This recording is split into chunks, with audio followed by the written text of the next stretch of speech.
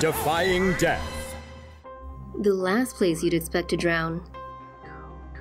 The Toronto Sun reports it had been flooding heavily for the past few days in Toronto when two men trapped in an elevator almost drowned.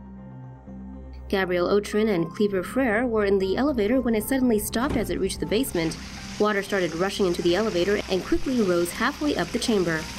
The pair first tried to open the elevator doors, but when they couldn't, they climbed onto the handrails of the chamber to try to escape the waters. Gabriel tried to call the police with his cell phone while Cleaver tried to pry open the maintenance hatch and ceiling of the elevator. Luckily for them, two nearby police officers were quick to respond to their call and were soon at the building. The officers went downstairs and had to swim through the flooded basement to reach the trapped men, who were thankfully saved when the officers pried open the elevator doors with crowbars. Whew, just in the nick of time. The BBC reports the men were taken to the hospital and treated for non-life-threatening injuries. They were also seen giving interviews to local media in Canada. Stay tuned for more stories related to floods. Where will all that water go?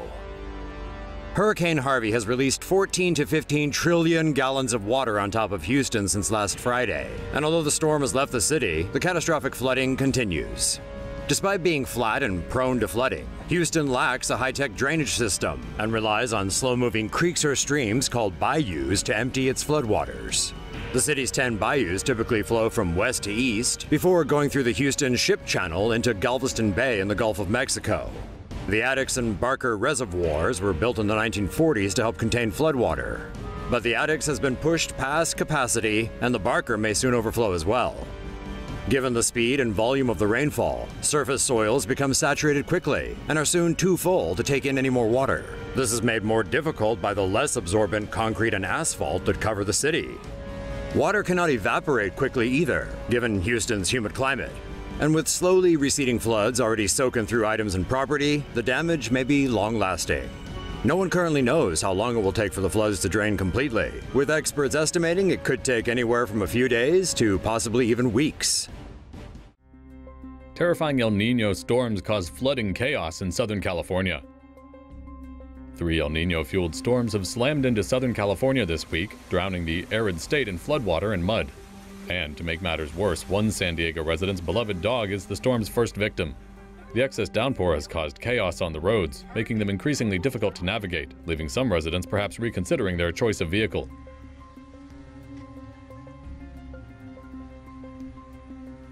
This dire scene in Ventura County has become all too familiar for many Southern California residents this past week, where flash flood warnings remain in effect. And if they leave their homes, it's scenes such as this that await them. The flooding is so bad in some parts that lifeguards were called in to rescue people from cars trapped in the mud and water. California is experiencing something this week that it hasn't experienced in a very, very long time: rivers and drains overflowing with water. Scenes such as this may become commonplace with more downpours expected over the weekend and on Monday. And worse yet, between 2 and 3.5 inches of rain are expected to fall over the next 16 days. Do you live in Southern Cali? How's the downpour affecting you? Tell us your El Nino story below. Torrential rainfalls causes major flooding in Chengdu. Chengdu City in China has been pounded by rain over the past week.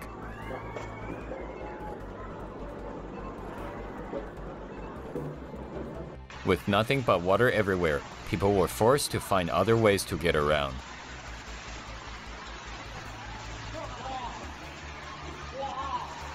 Like this, for instance.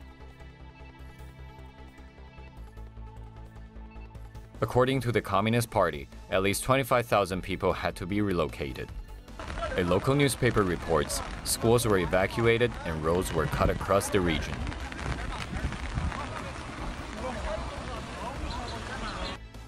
After days of storm, the sky finally cleared out on Tuesday morning.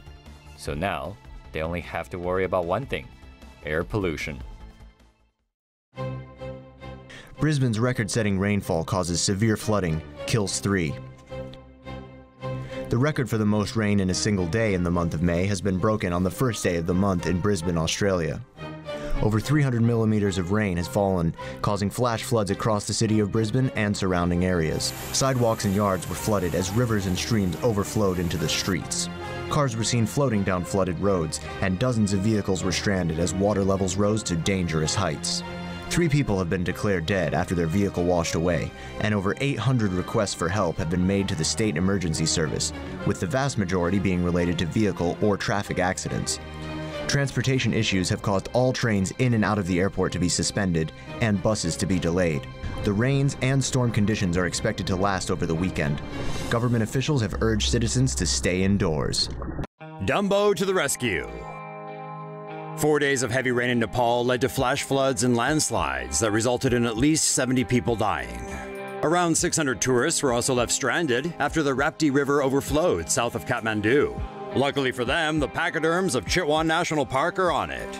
The park's elephants marched alongside tractor-trailers on Sunday to rescue some 300 stranded tourists. The gentle giants went back a second time on Monday, transporting the rest of the victims to safety.